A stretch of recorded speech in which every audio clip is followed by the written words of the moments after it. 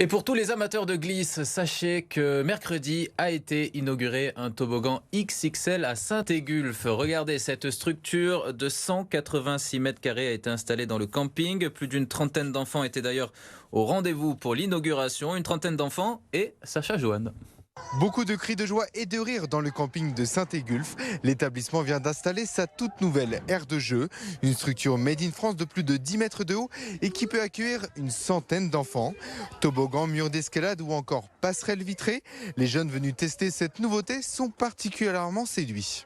C'est super parce que c'est grand, les toboggans ils durent longtemps et on peut bien s'amuser en grimpant. Elle est plus grande que les autres. Du coup, plus c'est grand, plus c'est mieux. Elle est bien, elle est assez grande, les toboggans ils sont assez bien, donc oui c'est bien. Pour la société Calicité, concepteur de la structure, cette zone a demandé environ 200 000 € d'investissement.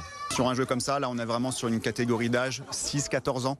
Donc entre guillemets, tous les accès sont un peu plus difficiles pour les enfants qui seront plus petits, justement par rapport à cette notion de hauteur, c'est-à-dire pas se retrouver avec des enfants qui ont 2 ans, qui vont se retrouver en haut, qui seront complètement perdus et ainsi de suite. On a fait des accès vraiment particuliers sur cette structure-là.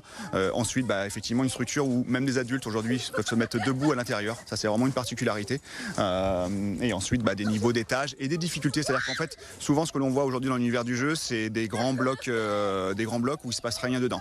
Nous, on a vraiment acté à l'intérieur énormément d'activités ludiques, beaucoup de cordages, des nouvelles passerelles. L'ouverture de la structure de jeu est prévue le 1er avril prochain, lors de l'ouverture du camping Saint-Égulphe.